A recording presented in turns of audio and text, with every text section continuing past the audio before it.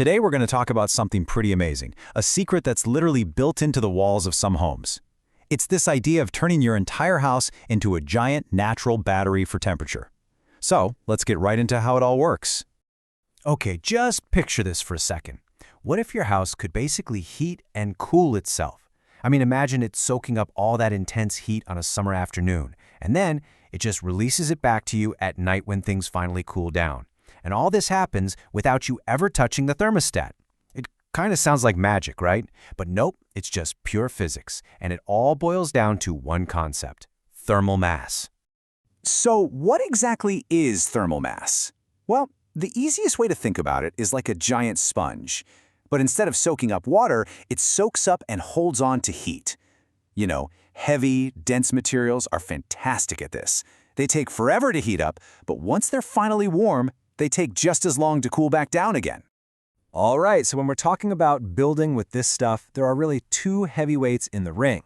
The main contenders that builders almost always turn to are poured concrete and, you guessed it, concrete blocks. So let's do a little head-to-head matchup and see how they really stack up against each other. Okay, looking at the pros, you can see there are really two different kinds of champions. On one side, you've got poured concrete. It's all about pure, brute force density. It's one seamless, monolithic, airtight structure, which gives you the absolute maximum mass. Then, in the other corner, you have concrete block. You'll often hear it called CMU.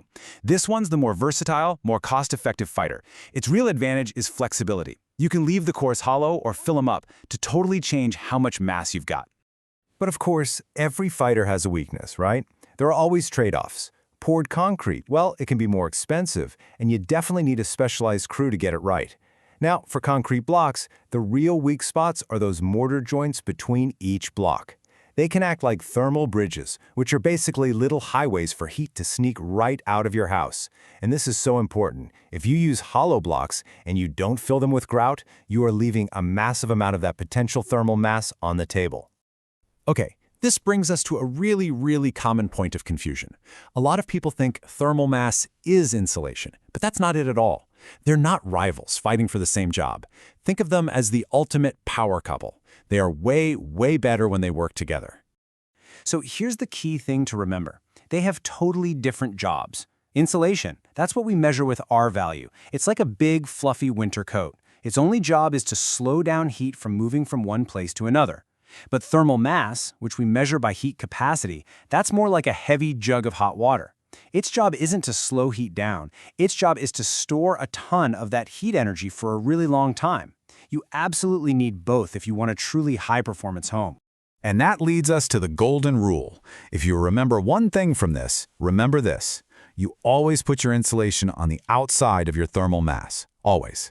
Just think about it for a second. Why would you do that?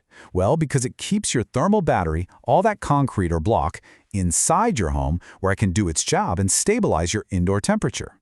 If you put the insulation on the inside, you're just wasting all that stored energy heating and cooling the great outdoors. Okay, so the theory sounds great, right? But what about the numbers? Let's do a little data deep dive. How much of a difference does this stuff actually make in the real world? Get ready for this. 8 to 12 hours. What is that? That's something called thermal lag. That is how long it takes for heat on one side of an 8-inch concrete wall to make it to the other side. That is a massive time delay. So how do concrete blocks stack up against that? And here we go, the full head-to-head comparison. Just look at that heat capacity column. Poured concrete, it stores almost 3 times more heat than the hollow blocks. Now, slide over to thermal lag. See? Hollow blocks give you a 4 to 6 hour delay, which is okay, but solid concrete just blows it out of the water, pushing it all the way up to 12 hours. Now, filling those blocks with grout definitely helps, gets you a lot closer, but yeah, solid concrete is still the undisputed champion here. There's this quote that just perfectly sums up what that thermal lag actually does for you. It says it's like a time machine for heat. How cool is that? Think about it, the blistering sun that's beating down on your wall at 2 in the afternoon, that heat doesn't even make it inside until 2 in the morning. And that's exactly when you might actually want that little bit of gentle warmth. So okay, the physics is really cool, I get it. But why does any of this really matter to you and me? Well, it all comes down to two things that pretty much everybody cares about: our comfort and our money. And the benefits here, they are absolutely huge. First up, comfort. A house with tons of thermal mass just feels rock solid. It's incredibly stable. You don't get those sudden temperature swings or chilly drafts. Then there's the savings. You get to do something called peak shaving. It means you can avoid cranking up your AC during the hottest part of the day when electricity costs the most, all because your walls are still coasting on the cool from the night before. And on top of all that, you just get this incredible peace of mind, knowing you're in a super durable structure that's built to last for generations. So you might be thinking, what if I want the best of both worlds? Is there a way to get it all? And yep, there is. It's a system called Insulated Concrete Forms, or ICFs. Just picture this. You've got these big, hollow foam blocks, and you stack them up just like Legos. Then you just fill that hollow core with reinforced concrete. And what you get is, well, it's pretty amazing.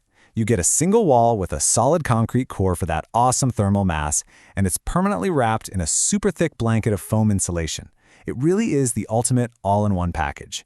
So I'll just leave you with this final thought to chew on. Is your home just a structure? Just sticks and drywall? Or could it be something more? Could it be a high-performance machine that actively works with nature to keep you comfortable and save you money? Because when you really get your head around thermal mass, you realize you're not just building a house. You're building a much, much smarter way to live.